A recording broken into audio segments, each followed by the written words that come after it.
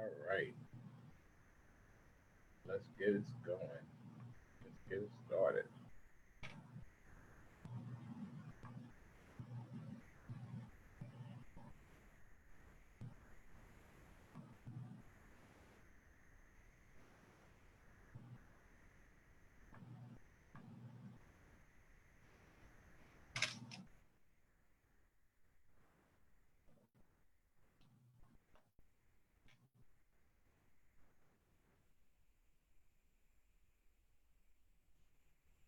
All right. Hello, hello, hello, hello, hello. Let's see how I'm gonna do this. There we go. All right. Yo, Cameron. Hey, Kizzy. Uh, okay, JT. Do you, bruh? Do you? You're allergic to Democrats. Okay. Whatever. Um,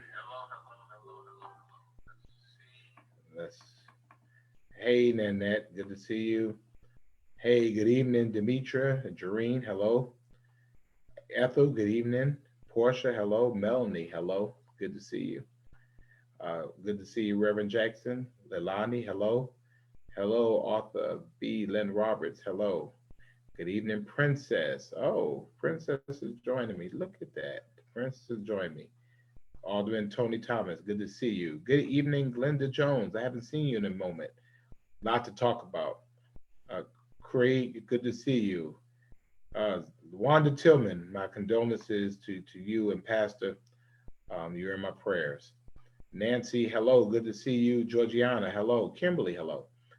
St. Nicholas, good evening to see you. Alicia, happy Friday. Thank you. Uh, C. Nicole, I appreciate that. Daniels, good evening, sir. Sarah, hello.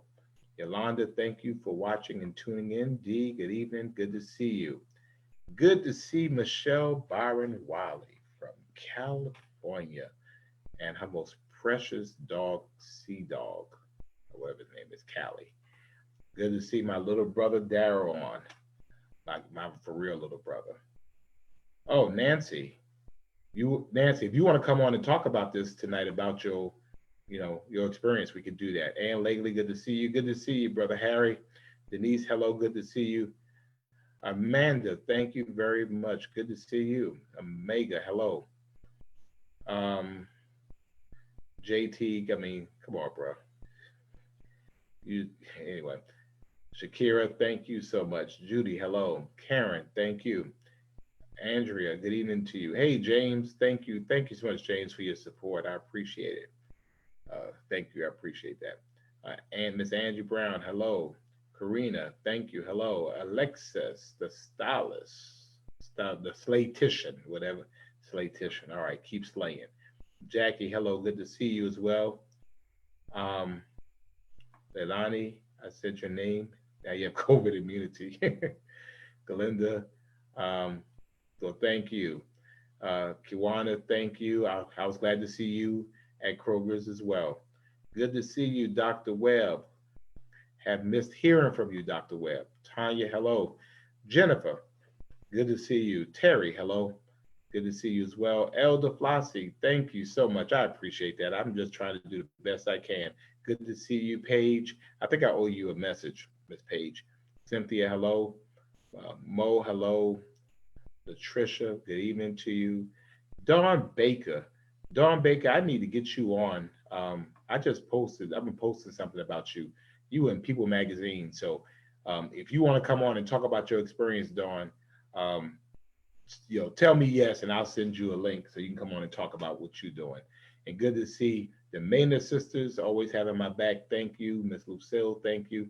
Hey, Kenneth Davis, the couponer man. Good to see you. Good to see Dr. Erica Russell Petty, fine doctor helping us in our community. Miss Sandra, hello. Uh, um, Jen, thank you. Get them. And I am blessed to have my mentor, my friend, the 65th mayor of our city, Edna Branch Jackson, who is the United Way Woman of the Year. I've always felt like she was a Woman of the Year. Good to see you, Madam Mayor. Thank you for joining.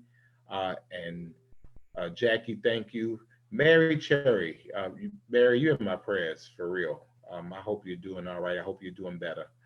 Cassell, I hope you're doing better. Hope you're doing better. Gloria, hello. Hello, Angel. Hello, Dion. Candace, hey, Candace, good to see you. Um, JT, this is in Florida. We don't know nothing about what you're talking about, man. Pamela, hello. Erica, good evening. Nadia, hello. Angela, hello. Good to see you. Sarah, good to see you as well. Um, wait a minute. So, yeah. So, Dawn, if you want to come on, I would love for you to come on because I think what you're doing is absolutely great. And I think people need to understand that, you're not getting no um, magazines. So, Sarah, good to see you. Gwen, hey, good to see you. Mary Ellen, thank you. Jackie, thank you as well. Erica, I see you too, Erica. Nadia, thank you so much. Shakira, thank you. Hello, Jackie, I'm doing the best I can. Uh, Josette, good to see you. And I'm Josette. Karen Williams, hello. Hey, Kat, thank you so much. Elise, thank you. Hey, Brenda Curtis, I owe you a call as well. I will call you as well. Um, Paris, hello. Carlita, hello. Ruth, hello. And let's see, Damien, hello. Thank you. I'm doing the best I can. Pressing on, Pastor Gordon. Leah, hello. Linda, good evening to you. Joanna, hello. And Nashay, I'll talk to you a little bit about that in a moment. Janet, hello. Amy, hello. Nancy, you'll be willing to talk. Then inbox me your number. Inbox me your email address. We'll talk about it. Renee, hello. Monica, good to see my Monica. I still hadn't seen the baby. I mean, what's up with that? Great to see my cousin Pam on, who's making things happen in Virginia and across the country. Cynthia, hello. Hey, yeah, Carol, I'm gonna talk a little bit about that in a moment. Later, late is later or Latia. Well, I'll get your name right. Good to see you, Floyd, Bruce. Hey, good to see the Liebermans on. Jackie, thank you. Uh, and Annette, thank you. Freedom, thank you. Good to see you, John Hawkins, as well. Um, and again, uh, thank you, thank you, thank you, thank you. Appreciate you all. And we'll go on from here. Hey, Julie, we're doing our Friday night thing. This is what we do. Melissa, hello. Gwen, thank you for watching us as well. And again, JT, this has nothing to do. That's Florida. This is Georgia. Good to see you, Sonia. Thank you as well. Misty, hello. Jackie, I'm a fan of yours too. And JT, no, that'd be a hard no. Bill, good to see you. I love you too, Brenda, as well. Nancy, I want you to come on and talk in a minute. And we'll get to that. Latrell, thank you. Hey, friend, good to see you, Betty and Freedom. So let's go. Time to go. Let's do this. Um, JT, if you do what you want to do, man. I mean, I guess my question is this. I mean, if you don't wear a mask, man, don't wear the mask. Do you? And whatever the consequences are, you get a ticket, then do you. I mean, for you to sit here and keep like being on our page, I mean, if you don't like what I'm saying, why are you here? Go do you. People here want to be safe. People here want to be okay. And you coming with this foolishness, man. Look, this is how it goes right here, all day long. Wearing a mask. That's how we're going to do it. But anyway, we're going to move on real quick.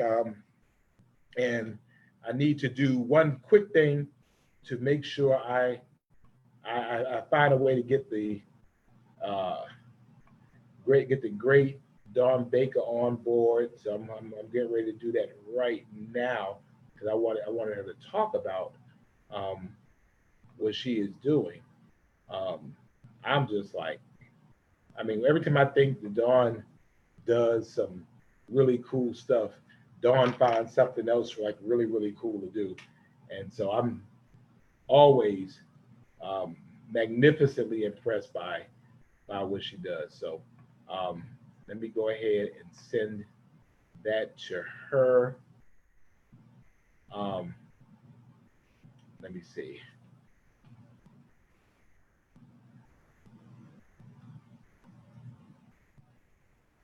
So to Dawn, just use the same link. Don't worry about how the other stuff goes. All right. So anyway, it's time. Let us roll. And again, if it's Friday in Savannah, Georgia, if it's Friday and you are keeping the faith and following the science, if it's Friday and you know that because you're keeping the faith and following the science, that you don't have anywhere to go, that you don't have to go. You are staying out of the way because you care about yourself and you care about other people. If it's Friday and it's about 8:30 tonight and you don't have much to do like I do, you know it's time for Friday Night Live. That's our time, our date night. We get together and we talk. We just talk about things that are happening, things are on my mind, and I get the information about what's happening in your lives as well. It's an opportunity for us to send out good information as well. So I want to just get to a couple of things real quick, and then we will let's talk a little bit. So the first thing I want to talk about tonight is about Hurricane E, ECS, ESA ES. That's what it is, ESA ES. Want to give you an update on where we are on that. As you know, it is hurricane season. The latest track has gone slightly west and slightly slower. And the forecast is now for the hurricane to be a strong tropical storm as it passes by us on Monday morning. We're looking at Monday morning. The storm is still expected to move from the western Bahamas, then close to Florida East Coast, then northward over the southeast United States coast this weekend through early next week. So we know that there's considerable uncertainty still within that track. And so it's difficult to determine. Again, because this is hurricane season, you need to already have a plan. So I think right now, I don't think we're going to have to evacuate. And right now, it appears, based on the models, that we won't have any significant impact. That being said, do you have a plan? If you have to stay at home, do you have all the food you need? Do you have food that's non-perishable? If your power goes out, I mean, are you able to survive? Do you have batteries? Do you have a flashlight? Do you have your medication? These are things you need to be thinking about. And then just in case we did have to evacuate, then the question becomes,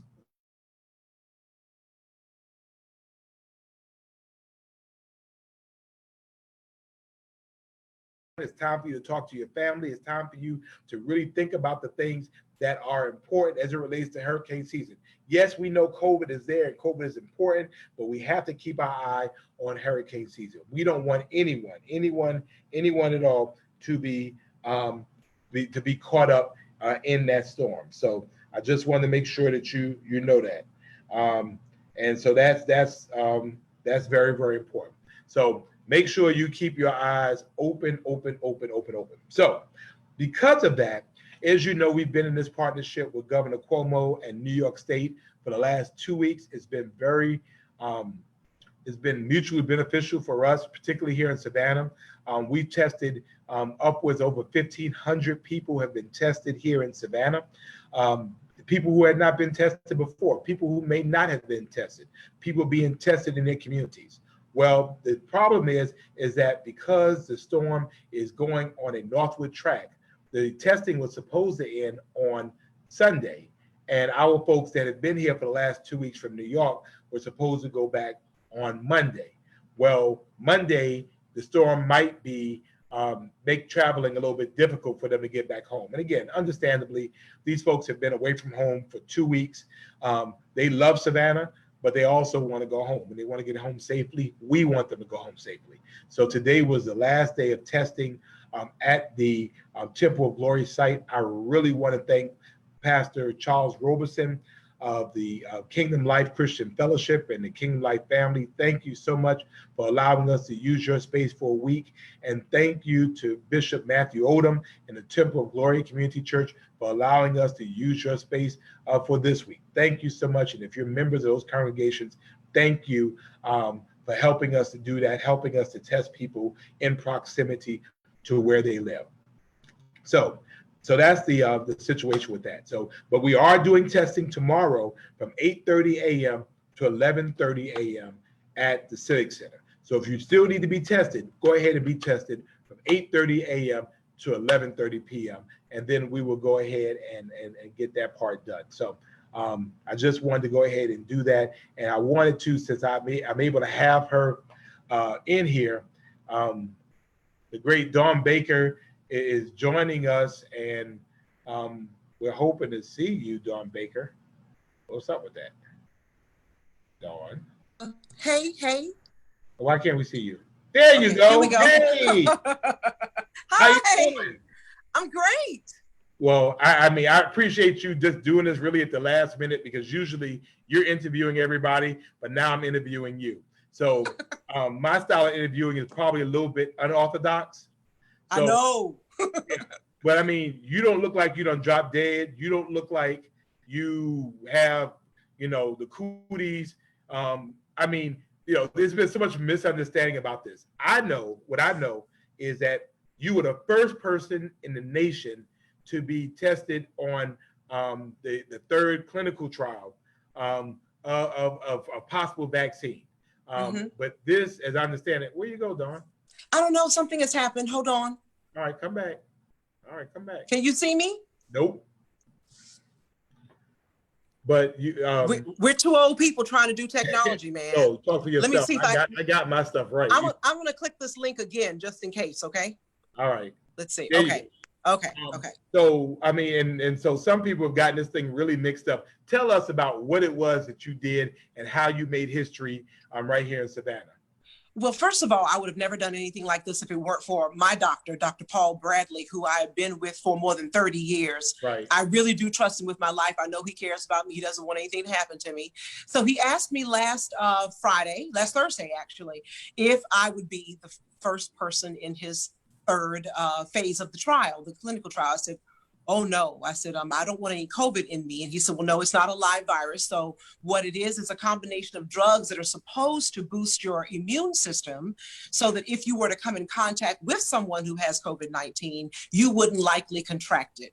And so he also went on to tell me that he was very scared because what's happening is, even if they came up with the perfect vaccine, because so many Americans in general trust government at this time, plus we have a lot of people who don't trust vaccines, and we have a lot of our people, Black people, who are still talking about the Tuskegee experiment and thinking that the government is trying to kill all of us. I really think there's an easier way for them to try to kill all of us, actually, than a vaccine. But he really hoped that I would actually do this because he felt that it would be of a great hope because I have a good following on television and on social media. Well, to me, it was really very personal because I have really been super depressed this last 6 months. And because being in the media and anchoring for a newscast today, I have to look at that data up close every single day. And to me, it is not data, it's lives. I mean, I know too many people who have lost family members, people in their 20s who had no health issues at all, who have now passed. People who were older, who had no health issues at all, or the grandparents that should be here, or those who have severe asthma or something like that, who contracted it, and they are no longer here. That's just one part of it. The saddest thing is that they had to die alone. Nobody could visit them. Right. So the families have no closure either because, we're not doing traditional funerals as it is right now. And it's just a lot of suffering going on from children all the way to older people. And that affected me. And I just felt like, how are we going to get out of this? Because as we know, Mayor Johnson, with 50% of us wearing masks and 50% of us not, that's not a good odds. It's almost like we're canceling out what we're doing that's good because my mask is only helping you and not helping me. Right. So I just felt like we were just in this dark pit and something has to be done. But again, if it weren't my doctor, a doctor asked me, I wouldn't even do it for other doctors that I had because I don't have the same relationship with them. Your But mama let you do it. I mean, that's to me, that was the key.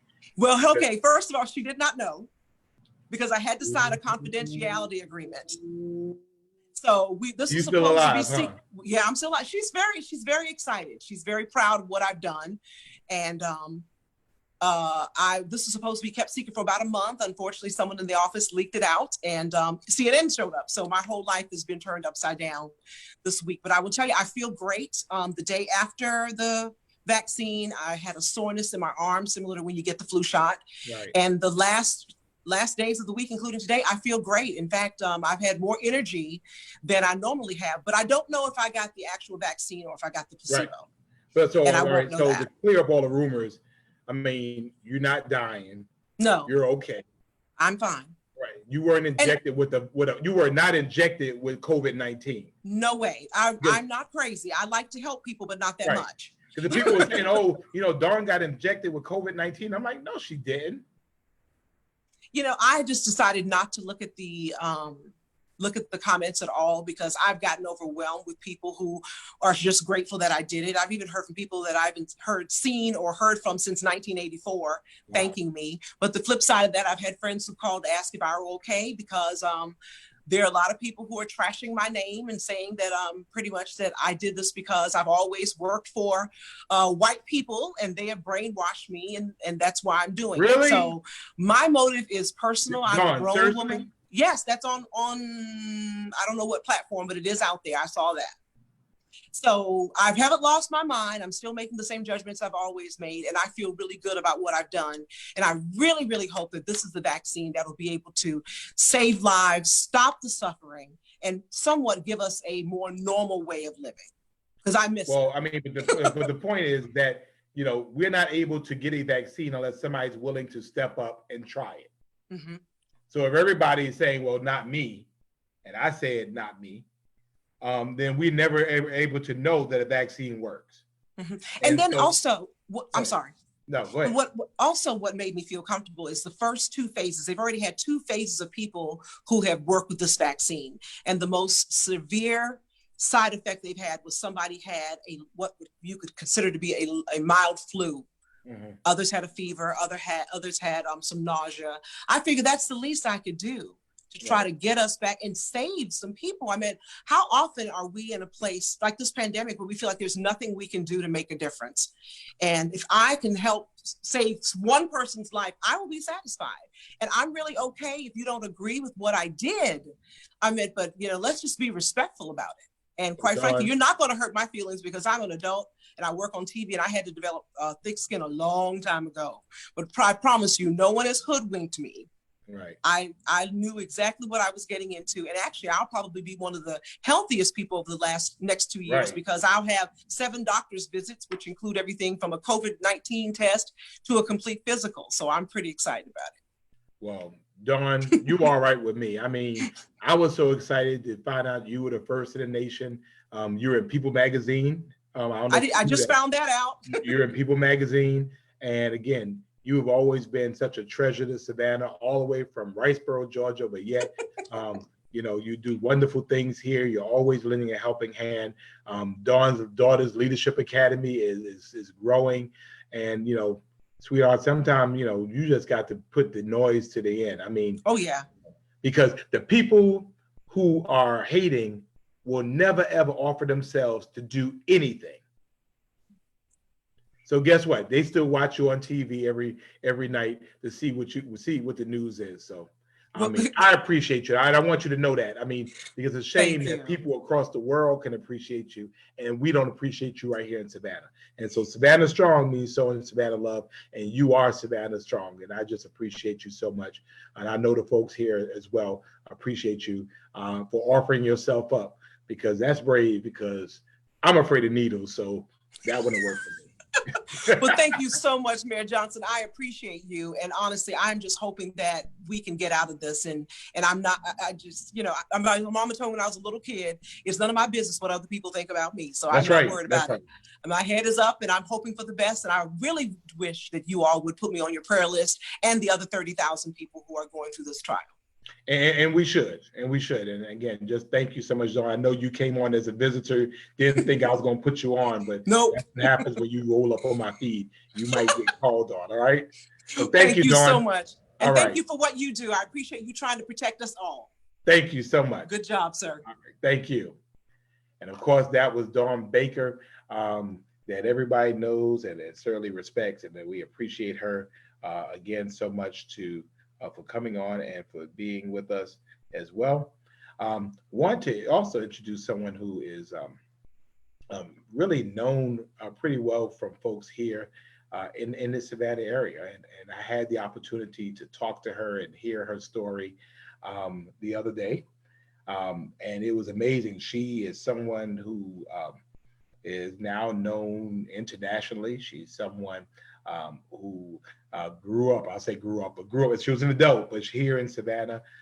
She made a whole lot of you look way better when you left her than when you saw her. And now she is not only a award-winning author, motivational speaker. Erica, we can't see you though. I mean, we see this really nice picture, but what's up? There you go. Come on. There you go.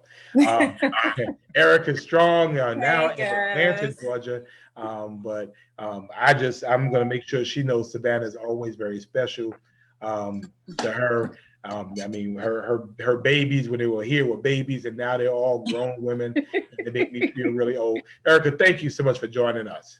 Thank you. Thank you for having me, Ben. So I mean, I don't have a whole lot of time, but your story was so compelling about COVID, because people still get on this feed and say that COVID-19 is not real, it's fake. And you know that's not true. That is not true. No. Oh my God. So now, I've always been into what the news is saying, how, just being the responsible person through this whole pandemic to make sure that, that I'm responsible in doing my part, right? And so every time I would hear, the critics say that this isn't real, I never felt like it wasn't real. But then I started buying into the idea like, well, are we blowing it out of proportion? But wait a minute, people are dying. It started making you feel like you question it. But when it happened to me, not that I ever doubted that it was real. It was like, now I can explain to somebody what it really feels like. I can explain to somebody. What does it feel like? Well, oh my God, literally, I really believe that in maybe a year or so after, a lot of people have dealt with it and survived, there are going to be a lot of after effects of it. Like one of them is like, to me, is going to be like a lung disorder or something, because your lungs are so constricted. Like I literally had to keep practicing breathing normal, because it was like, it was like one of those where my lungs would contract and I would have to remind myself to breathe, something that you think is so normal, Let's go back. So, I mean, let's talk about your behavior beforehand. I mean, you're in Atlanta. I mean, you're around a lot of people. I mean, were you wearing masks? Were you in close proximity to people? Yeah, no, I was totally obedient about all of the safety measures. Now, and I was really disappointed in Governor Kemp when he opened up the salons, the barbershops, the nail salons, and the massage parlors. I was like, that made absolutely no sense, because there's no way I can socially distance myself from my clients at the salon. So even with that, knowing that I was going to be coming back into a space that was unknown to us all in the middle of a pandemic, I literally put every safety measure in place. Like I made sure my clients wore masks the whole time I wore masks. You guys probably saw where I did my video with my shield on, just, trying to be overly protective. I space my clients out. So literally when one client leaves, I can sanitize, clean down, change out everything. So they literally, when they touch anything in the salon, they are touching it clean and sanitized. So there was no reason that this would have made sense. And then I still was quarantined. I would leave work and go home and stay home, like I still quarantined myself. So it made no sense to me. So, I mean, was it something that you felt coming on, or was it something that just happened? I mean, tell me about the onset of it. Yeah, no, I didn't feel it coming on. And this is what's so crazy. So And this is for any hairstylist that does hydrate their clients. So my salon is big enough where when it's just me and another client, we can still be 6 feet apart. And so I had a client in, and we started kind of getting comfortable where if they were sitting 6 feet apart and they was eating a snack, I would let them eat a snack and I just would stay away from them. And we were fine. But I had a client under the hydrator. And so since you have so much hair, Van. Yeah, I was going to say, well, tell me what a hydrator You've is. never been under a hydrator before. Is that like, So like a hair dryer? No, it's a steamer. And what does it do? It's a steamer for your hair. So literally it lets out little droplets of hot water that infuses into your hair with your conditioner to give you a higher level of conditioning treatment and add moisture to your hair. So you're learning some hair stuff here. So I mean, if I did it, it would give me more hair? No, it will give you a nice moist scalp. So anyway, my client was sitting under the hydrator and I was 6 feet apart. She wanted to eat her snack. So she's talking to me. She's eating her snack. She's under the hydrator, right? Not knowing, like, Erica, the hydrator is spitting out, you know, what would be considered, like, if we were talking, it's giving it more, you know, like it's giving it a vehicle to travel in the air. So she's talking to me and under the hydrator and I'm 6 feet apart. I still have on my mask, so I think that, you know, I think I'm okay. And as soon as she's done and she leaves out, of course, I take my mask off and now I'm cleaning, not thinking that she just had a mask off. She was under the hydrator and now I have my mask off because she's gone. Maybe about a week into, well, let me back up. So after she left, I got in the car and I literally started feeling my throat was a little scratchy, like that quick. So I'm in the car and I'm like trying to drink water, trying to, you know, cough to get it back to normal, but just nothing would help it. And honestly, it wasn't a itch that I've ever felt before. It felt weird. And that next day I literally had a fever and it got up to 101.8. It was pretty high. And the onset it just came like there was no stop. It's like it started with the itch, it's then the fever, and it just hit me like a hammer. So how long were you down? I would say down where I literally, well, let me back up. So like when you say down, it's not like a down like, I'm just not going to get up. It's like you are so fatigued. It's like an extreme fatigue. Like you can literally not lift your head up off the bed. That's how tired you are. And then the headache felt like it was like a aneurysm, like what I would assume an aneurysm would feel like going up the back of my neck. Right. And I mean, it's almost like you can feel your vessels in your brain. Like that's how extreme the headache was. And so there was no getting up. And it was hard like that for at least a full week of me just trying to manage my fever, manage my headache. I had no smell, no taste. I was nauseous the entire time. So it was just like hitting from every angle. You got body aches, you can't smell, you can't taste, just a lot of stuff that's happening all at one time. So that was really extreme for a week. And then as it started to ease up, it was like one day I would feel good and the next day I feel bad. One day I feel good and the next day I feel bad. So it was never just like I feel good and I'm up and, and good today. Right. So how do you feel now? Oh, I'm fine now and I'm perfect. Like literally, I started drinking elderberry juice like towards that second week. I was drinking green tea and ginger. I wasn't taking any medicine. So every time I see them put on the screen all of these different ideas for medicine, I like literally the first night I took Mucinex just to get my fever down. But when I realized that my fever was there to really help me. My fever was there to heat my body up enough to burn, kill the virus. So let me stop telling my body to shut up. Let me let it do what it's supposed to do. So instead of taking Mucinex, I just kept putting cold rags on my body just to keep my body cool. Right. And then one time I took Tylenol for my headache, but for the duration of it, I didn't take anything else. So as I let you go, for people who say that it's not real, what would you tell them? Oh I my mean, we have God. people here, they don't know anybody that's happened. I mean, what would Yeah. you tell them? I would say not only is it not real, but it truly is killing people. Like people are losing their loved ones. And so even if, let me applaud you, Van, for being the first to really step out and say, my city, I'm going to protect it. And you've always protected Savannah, even before the title. So I just love you. I love your commitment, your leadership, and everything that you always done, even without the title. And that's what gets me, is like when you can lead and don't have the title, then you know you are truly that person for that position. But for you to stand up and say to your city, even if you don't agree with me, I'm going to still love you. And loving you is by saying, please put on your mask. And so, and my message to that is, even if you don't feel like it affects your community, right, even if you don't feel like you have underlying issues that is going to affect you, you could still be a asymptomatic carrier, and you can still, pass it on to somebody else, or you may not be. But just to help to control the anxiety of the people around you, out of courtesy, just put on the mask. Right. But and then just to finish this up, 11 days after my client that was under the hydrator was tested, 11 days.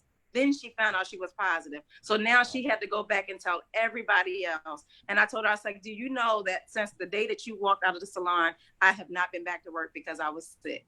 So like, it just shows you how aggressive that is. Well, thank you so much. Again, I heard your story and I was just, wow. I always kind of follow you kind of on the low, like a kind of mid-level stalking thing, just kind of seeing what you're up to, seeing when the next book is coming out or when the next motivational book. So just for all these folks that can hear all the great things that you have to say in your great reflections, your website is ericastrong.com, right? Yes. Yes. And your book is called Love Strong, Stand Strong, and Finish Strong. That's book number 1. Say it again. Second one, Love Strong, Stand Strong, Finish Strong. All right. Well, your next book needs to be called Savannah Strong. Yes, Savannah is strong. Savannah Strong. Thank you so much, Van. Good to see you. I love you. Yes. Love you more. Thank you. Yes, thank you. All right, that's Erica Strong. We appreciate her coming and sharing with us as well. I heard her story and I was just so compelled by it. I was just like, wow, to hear how somebody who took all the precautions would still come up with this. And so I wanted her to, tell you herself. So I think I have one more guest and then I have to tell you a couple more things and then we'll go on. But so let's talk about COVID for just a minute, just so that everybody is very clear about where we are in the COVID life. In the COVID life, today, Chatham County at midnight tonight, or 12:01 tonight, will now be a mandatory mask county. A mandatory mask county, Chatham County at 12:01 tonight. That is Chatham County unincorporated, which is all the islands, Berwick, Southbridge, Wilmington, Whitmarsh, and all the other places. But it is also Tybee Island, Thunderbolt, Garden City, Pooler, Bloomingdale, Port Wentworth, and Bloomingdale. If you live in Chatham County, you must wear a mask. I am so grateful and happy to Chairman Scott and the County Commission for going ahead and making this happen. So now, for people who said it was just the Savannah Police Department, no, it's everybody's police department now. You have to wear a mask because the mask follows the science. We want to be smart. We want to be smart. And we recognize that if you're going to be smart, you need to follow the science. So I'm just really happy about this. I'm happy about the fact that tomorrow, in some of those stores that were saying before, we're not doing it. Well, guess what? Now you have to do it. And I'm excited about what that means for our community. So starting tomorrow, I think I have one more person. Two other people, but I definitely wanted to talk to Miss Nancy because she said tonight, she had COVID. Miss Nancy should be coming on. See, for those of y'all that don't think I can do this kind of stuff, I can do this stuff. So we're waiting for Miss Nancy to come on board. Miss Nancy, can we see you? And you're muted. Miss Nancy? All right. We're waiting. All right, there you go, Miss Nancy. Hello? Miss Nancy. All right. Hey. I can't hear you. I see you, but I cannot hear you. No. Yeah, you're not muted. I don't. Now, did you click either computer audio? That might be what the issue is. So while she's working on that, let me give you the update and the COVID numbers. And Ms. Nancy, when you're good, let me know. So again, Chatham County now has a mandatory mask requirement. And the interesting thing is this: Governor Kemp's order. Ms. Nancy, I see you and your mouth is moving, but I do not hear you.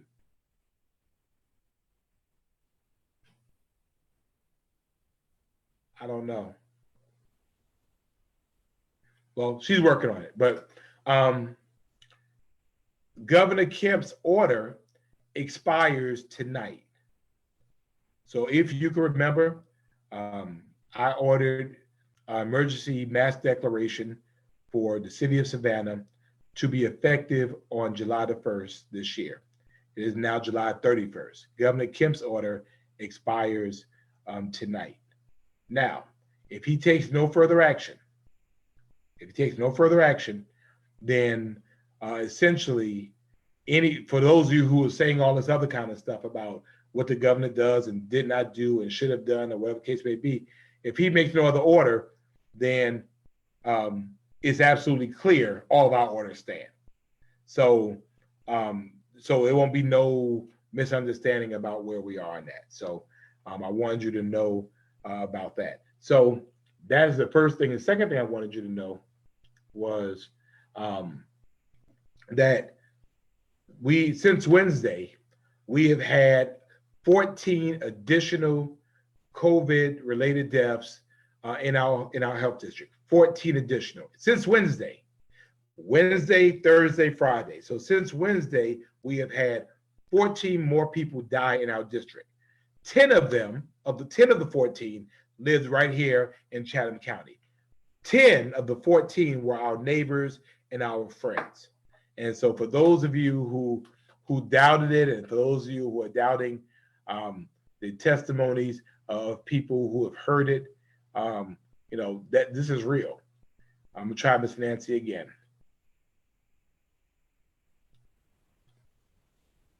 Let's see, Miss Nancy. All right, now we need to unmute you. Unmute. There you go. Okay. Now we can see you, right? Cut Okay. the camera on. Mm-hmm. All right. Good job. How are you?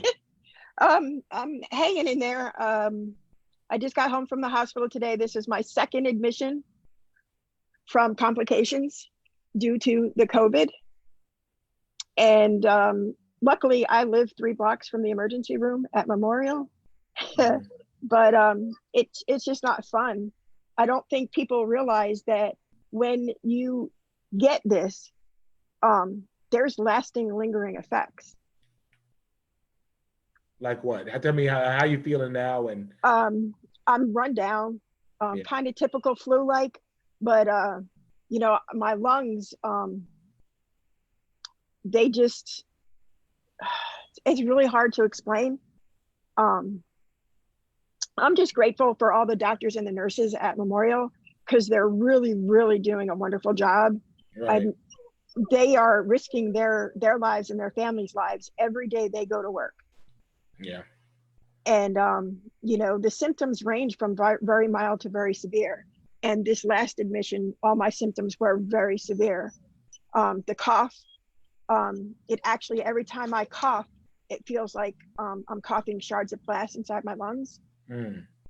And you know, I had the bad headaches. I had the everything. I had it all. And it just, twice I had to go to the hospital for it. And it's scary because, like Miss Baker was saying, you're there by yourself. Right, because the hospital, nobody can come visit you. Right. And you know, I had to leave my husband home, and he is 100% blind. Oh. So, you know, I have added, you know, stuff going on while I'm in the hospital. So as soon as they, you know, think that I'm okay, they let me come home. And you know, when I got sick this time, I went to my doctor's office to try and stay out of the hospital, and they tried to keep me outpatient, but it just didn't work. Right. So how long were you in the hospital the first time? The first time was 2 days. This time was 3 days. So it wasn't a very long stay, because their goal is to get you out as soon as possible. Right. And they gave me, finally, today is the first time I actually feel good since March. Do you feel 100%? I'm not 100% yet, but I feel good. I've been dealing with this since March. Wow. And yeah, and today was the first day. They gave me a cocktail of some medications yesterday at the hospital, along with a lot of breathing treatments. And that whatever they mixed up for me worked. Right. So I can breathe easier. And so, I mean, people talk about wearing masks and that this is all a hoax. What would you tell people? Just again, and we don't know each other. no. But tell people, I mean, what would be your advice to people, you know, to avoid Wear the what mask. you're going through? I mean, what's the harm? What is the harm in wearing? Wouldn't you rather be safe than sorry? I don't understand the people that just don't refuse to wear masks. I don't understand that. I was one of those people. Were you really? Yeah, when the mask, I was like, I'm not wearing a mask if I don't have to. Miss Nancy, for real? I'm being serious, Mayor Johnson. I did not want to wear a mask for anything. And look where that got me. So I have done a complete 180. I'm all about the masks. And, you know, I'm an example. You don't want to wear a mask, you're going to end up in the hospital just like I did. The first hospital admission, my husband was bawling his eyes out because I didn't know if I was coming home. I was that bad off. Well, Miss Nancy, thank God you are okay. Yes. And yes. And I'm sure people are happy that you're home and praying and having their thoughts and prayers. One other thing I want to say. Yes, ma'am. All my COVID tests came back negative. Seriously? But they said I had it. How many times did you test? 7. You tested 7 times? Yes. All 7 tests were negative? Yes. But you had it? Yes. That's what they told me today. Wow. And that all these last 2 weeks was all from the original. It just never being really taken care of. And, you know, because I take care of my husband and I work, and I was going to work every day and, you know, doing the best I could, because I'm also the one that keeps asking you to do something about unemployment. Yes, I haven't gotten a check since the 20th of June. Right. And we're going into August now, you know, and it's just, so I kept going to work. So I had something. Right. I mean, I was only working 2.5 hours a day, but it was, something's better than nothing. Right. So, but wear your mask, people, please wear your mask. I did not believe in the mask and I got sick, and I would not wish this on anybody. Right. And I'm very grateful to the support system that I have, and the wonderful, wonderful nurses and doctors at Memorial Hospital. They really, really shine right now. Well, we do it. I mean, it is a testament. We don't see the work, but obviously the fact that you're out here talking to us on Friday Night Live, on Yeah. Facebook, back with your husband, is Yep. testament to the fact that people are working hard on our behalf every day, Oh yeah, even if we every don't see it. day. Right. So they're the silent heroes. Well, we think you're a hero too, and I really appreciate you I mean, I do. I mean, you didn't have to come up there and say that, but you did. No. So I appreciate you. Maybe if if it helps one person Right. that says, hey, I saw this crazy chick that said she didn't wear a mask and she ended up getting really, really sick. So maybe I better wear a mask. Well, I hope so. But we hope that you continue to do well and do better. And of course, Thank you. If you need us, you know how to reach out to me. And Yes. Call me one day about the unemployment thing, and let's see if I can make some more phone calls. Okay. Yeah. If there's a way that we can get a dialogue going. I mean, I know you're the state level and that's you're the local level and that's the state level, but you have a better chance of opening that dialogue than Joe Q customer. I'll do my best. Okay. Okay, I appreciate that. Call my office on Monday. Okay, I will do that. All right. Thank you so much. Thank you. Get better. Thank you so much. All right. All right. Love the job you're doing, Savannah Strong. Thank you. Keep me in your prayers. I will. All right. Thank you so much, Miss Nancy. We really appreciate that. And again, thank you for joining us on Friday Night Live. So I have one more guest coming up momentarily, but I just wanted to get back to the COVID numbers just so that everybody can have them. Remember, we had 14 people to die since Wednesday. 10 of them have been right here in Chatham County. We are up to 4,808 cases. We have had 67 deaths right here in our community. In March, we were number 23 in the state. In March, we were number 23 in the state. As of right now, we're number 6 in the state. So you think about that. Look at how fast we're going up the charts. We don't want to have to go through that. So COVID is real. You need to wear a mask. And then 2 quick notes. One was dealing with evictions. Had a conversation with Sheriff Johnny Wilcher this week.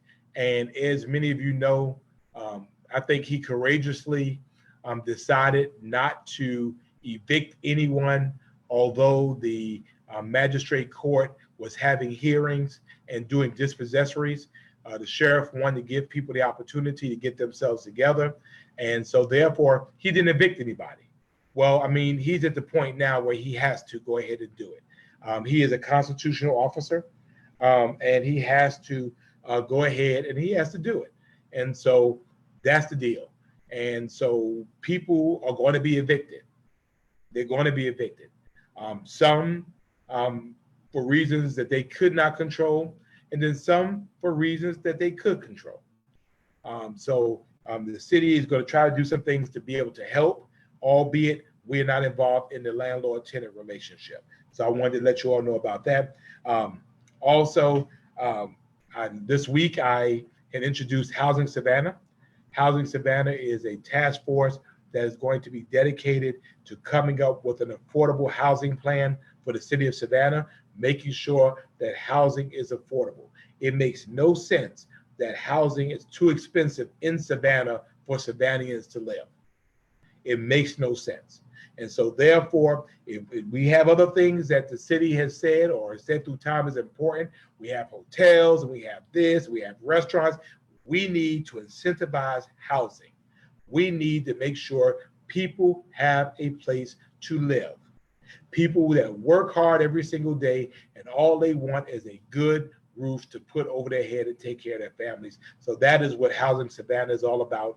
And within a couple of months, by the beginning of the year, we're hoping they will have for us an affordable action plan that the city council can vote on, that we can adopt to use things like inclusionary zoning, to use things such as density and other types of tools to be able to help clean up some of our neighborhoods with some houses that have been abandoned and torn down, to be able to put houses there and create opportunities for people to own homes and live in places. So That's very important to me. Moving on, and I think all of us were touched yesterday by the funeral of Representative John Lewis, someone that I was absolutely inspired by. He was certainly my connection to the civil rights movement between him and Dr. Joseph Lowery, who passed away earlier. Just a phenomenal man, phenomenal service. And, we all stand on the shoulders of someone who sacrificed. We talk about people who sacrifice. He had his head beaten by Alabama state troopers. And so therefore, it's because of his efforts that we're able to be where we are doing what we're doing today. And certainly in his last words to us, we have to keep working, keep fighting. And so that's why my next thing is so important. Early voting, we need you to vote. We need you to vote. Don't wait until election day. You saw what happened on election day. It didn't go all that good. I hope that they fixed it, but this election, this is a runoff election for April 11th. This is not for everybody, but in Chatham County, there are runoff elections. So it's August the 11th, and you can vote early voting starting on Monday through Friday, and that will be at the main voter registration place on Eisenhower Drive. I think it's 1117 Eisenhower Drive, Suite E, or at the Pooler Recreational Center at the gym out in Pooler. Those are the two places that you can vote this week in advance of the runoff election. Again, this is too important for you to wait until election day, because we just don't know if machines don't work, or it might rain or be a hurricane or something like that. Forget all that. Go ahead. I went yesterday in honor of John Lewis. I went and voted. It took me, it was really no line. I went in maybe 10 minutes in and out. So go ahead, get that done.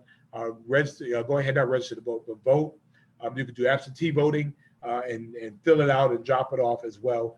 Go ahead and exercise your right, your responsibility, your privilege of voting. So I want to make sure you do that. And finally, or almost finally, want to talk about the census. And so I'm a little upset about, we're like at 52.7%. And I believe I have one of the big bosses of the U.S. Census actually on with me. I heard she's like really big up in the census. Marilyn Stevens is the regional census manager for the Atlanta region. Welcome to Friday Night Live. How are you doing, Ms. Stevens? Mayor Johnson, I am so upset because I would be in your city. I know. Why aren't you here? Because I want to follow it. I want to follow instructions. Well, it's probably, that's true. Well, you can come in and just wear a mask. So we thank you for coming on. Savannah should be doing better than what we're doing. We're about 52.7%.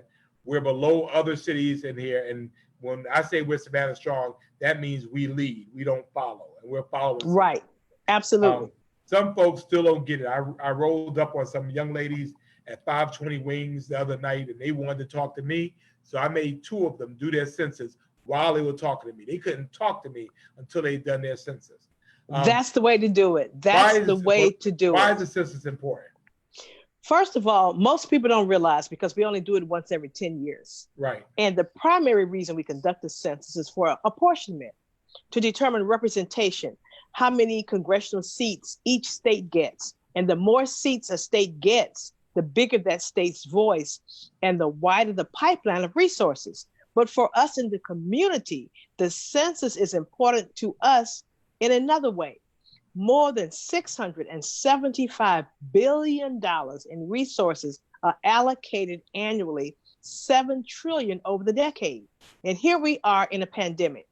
And I see you on TV.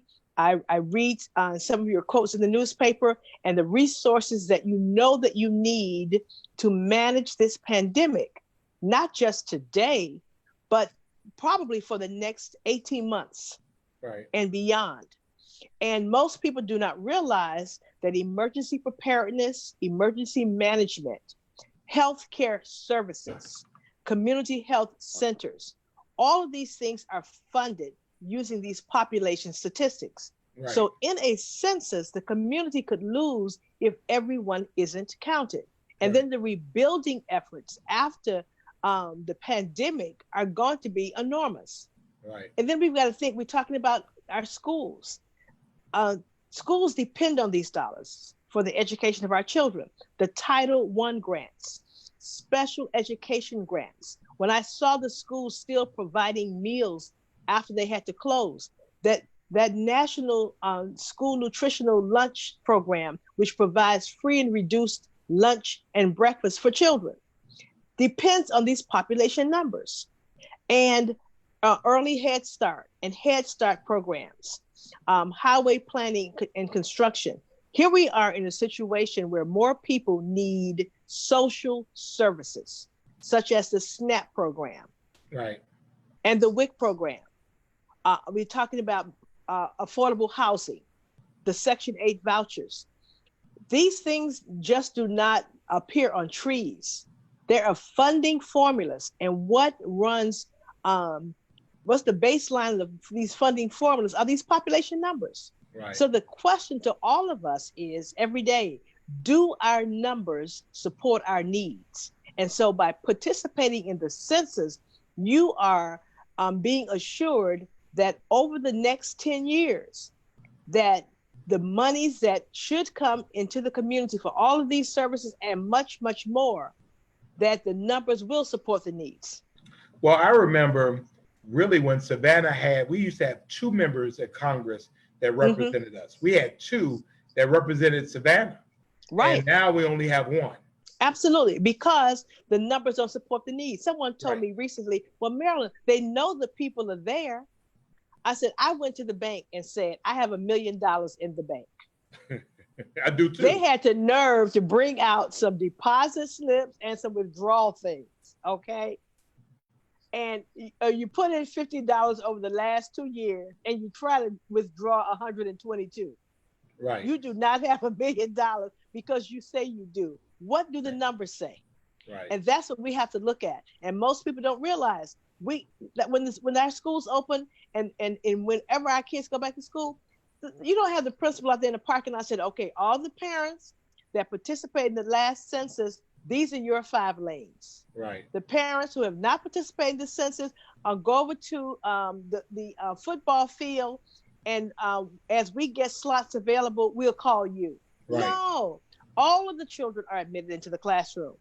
But that's why the classroom sizes are sometimes they're too big. Why? Because we have not prepared. We only prepare based on the numbers and the projections. And Right. so this is something for all of us to do. What's important to us?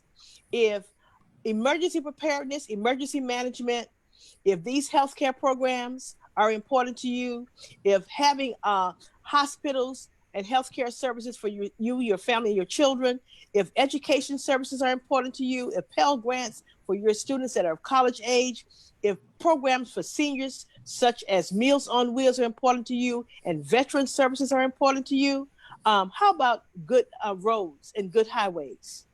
How about energy assistance? All of these things, and social service programs. How about unemployment benefits?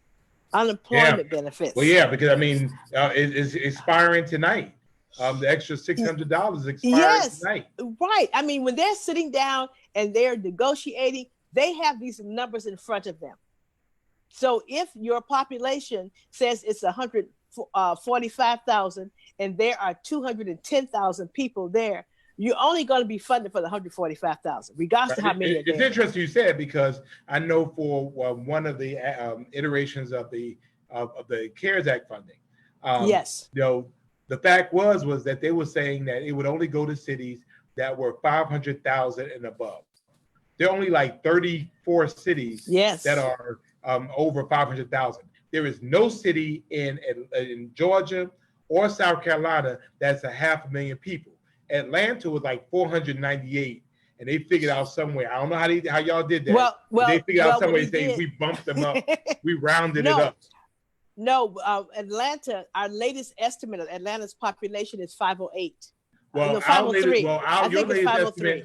Your little estimate of Savannah is 300,000. We believe in faith. There's a whole bunch of people here. And not only people who live here, but people who come here.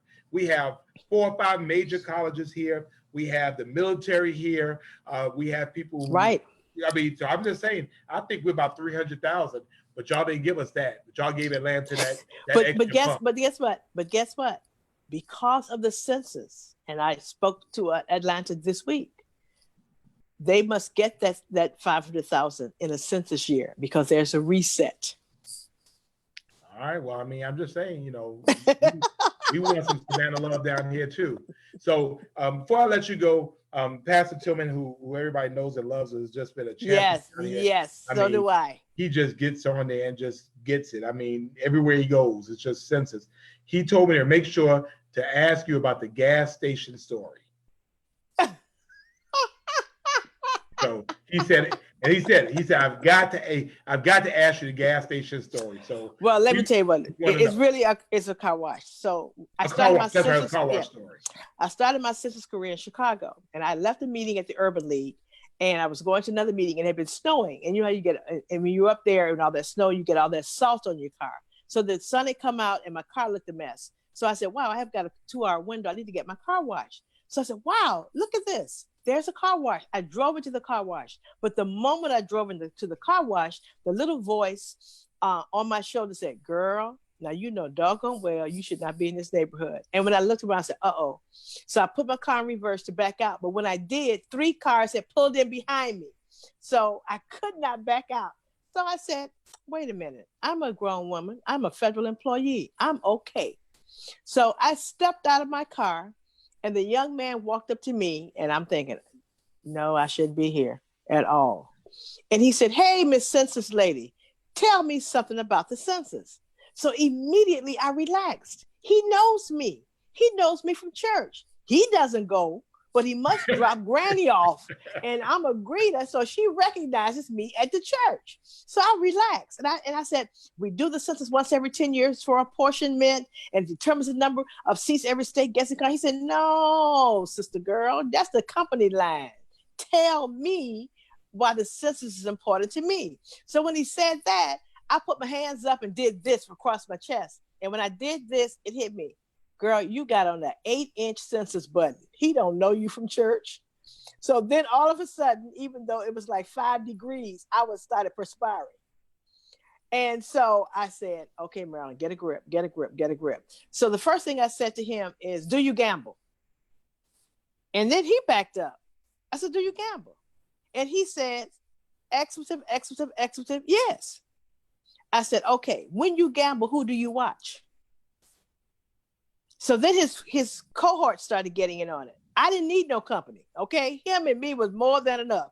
Right. So they all came over and they wanted to chime in. I was like, uh-oh, this is not good. Then I said, no. You asked me a question. I'm asking you one. Who do you watch? And he said, because other guys, I watched the guy at the front door. I watched the guy to the window, the guy at the back door. I said, but who do you watch? He said, I watch the man with the money. I said, okay, step over here into my office. I said, when you participate in the census, right, then you are watching the man with the money, because your participation in the census translates into representation, but moreover, it translates into resources. And I began to name all the programs. And when I got to the Head Start program, it was like waving a red flag in front of a bull. He started, oh, don't talk to me about Head Start. They're going to tell my girlfriend that my little girl can't get in Head Start because they don't have any slots. I went up to that Head Start program and I want to get that lady straight. And she called the police on me. I said, well, we can talk about that. I said, but guess what? The Head Start programs are funded based on these population statistics. So when you don't participate in the census, you don't include your children on the form, then guess what? The program doesn't get funded the way it should. So your little girl has to sit out a whole year until a slot opens up. He said, you're kidding. He said, well, why is nobody telling me this? Because that's important to me.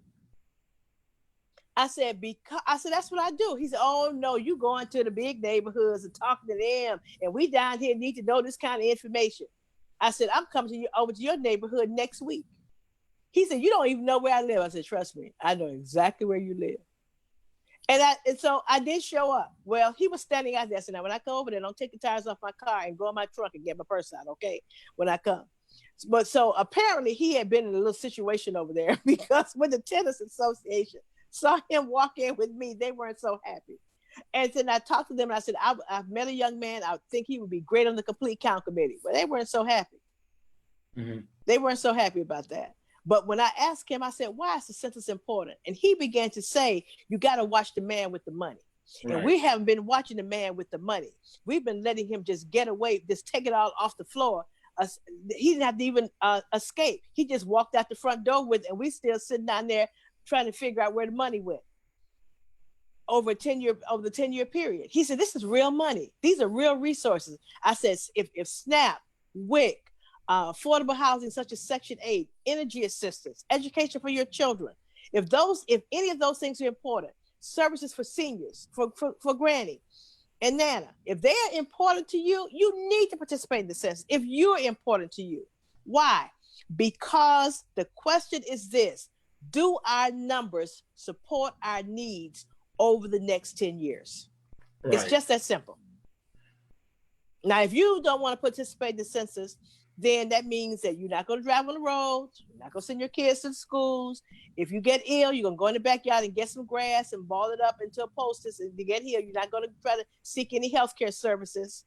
You're not going to seek any social services. You don't care what the unemployment benefits are going to be. You're not going to get those. You're going to tell Granny to cancel Meals on Wheels, and you're going to tell Uncle Ben don't go to the VA anymore. All of these things are funded based on population statistics. Right. And guess what? My cousin asked me, how do the affluent communities? I said, what do you consider affluent? And he told me a community. And I looked it up. I said, right now, they have a response rate of 80%. He said, man. He said, they're trying to get everything. I said, they understand that the resources and the money follow the numbers. They follow the numbers. So if you have not responded to the census yet, before the mayor finishes with this program, go to my2020census.gov.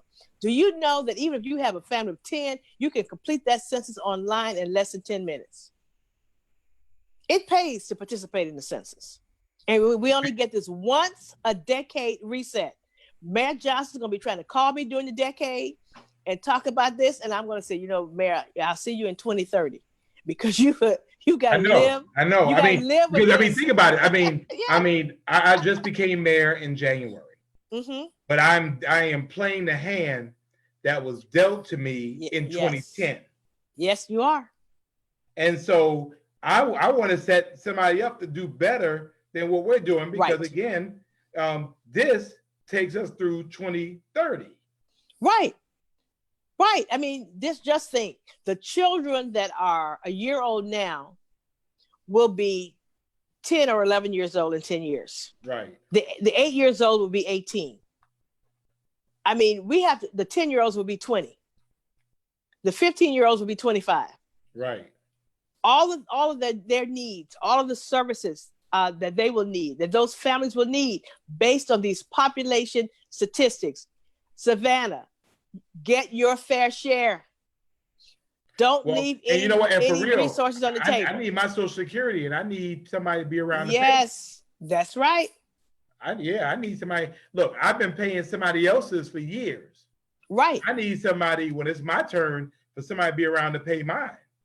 Absolutely. And we all need these resources. All of these things are important to us. And someone said, what about the undercount? We all get an equal opportunity to report ourselves in a census. So don't underreport. Right. Make sure your household is counted. Right now, you're under 53%. Savannah, make a vow that in the next 8 days that you raise your response rate to over 60%. And all it takes is that every household that has not responded to respond. And if you don't want to do it, my2020census.gov is easy online. You can even do it by phone. Just call our call center at 1-844-330-2020 and speak with a representative. And you can do it by phone. And I know you have that paper questionnaire. I know the dog and the children conspired to put in the recycle bin.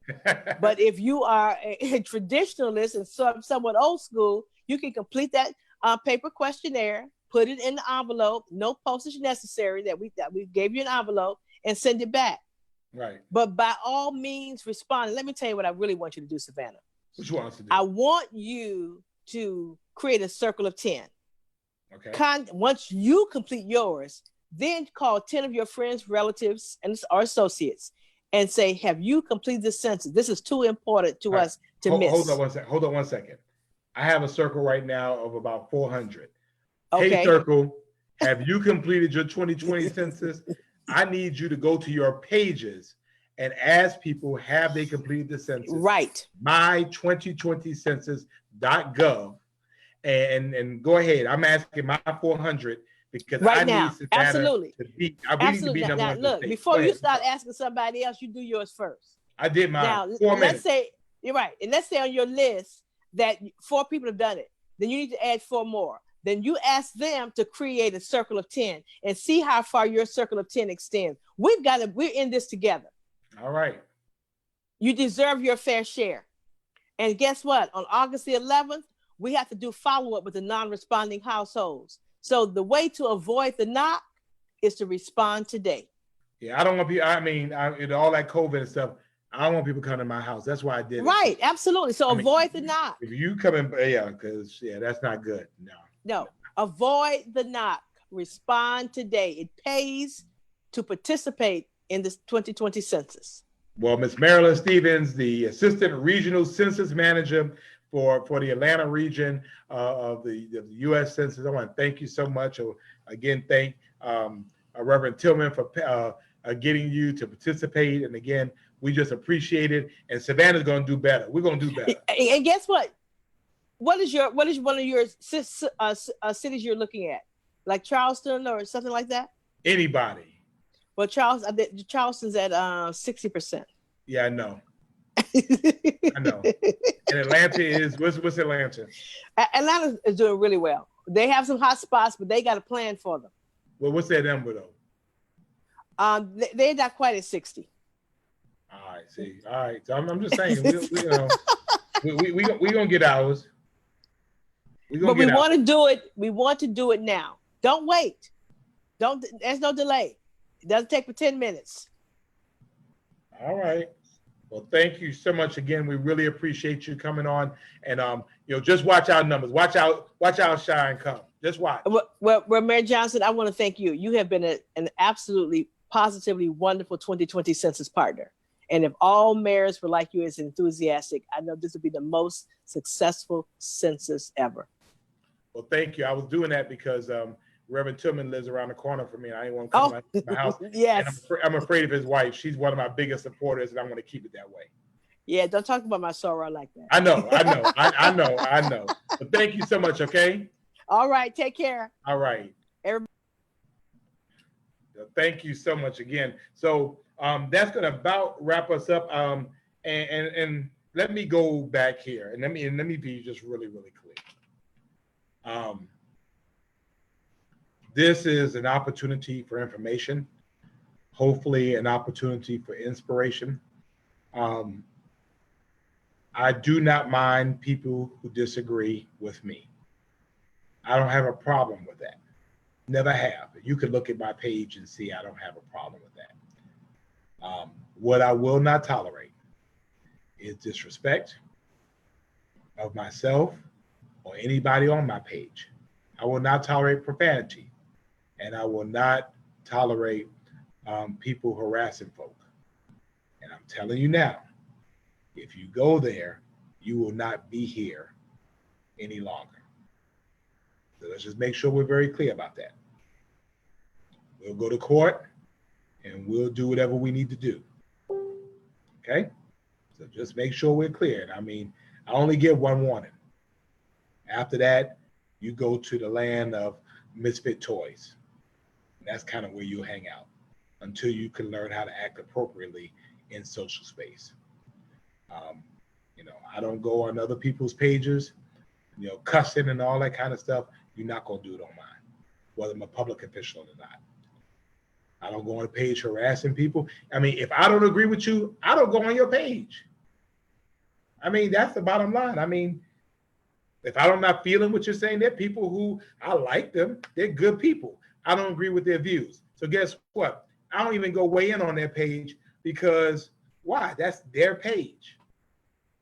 And yeah, I'm a public official, but I'm telling you, you go there with the disrespect, with the profanity, and all of that stuff, you will kind of see what will happen, and that is an absolute, unequivocal promise.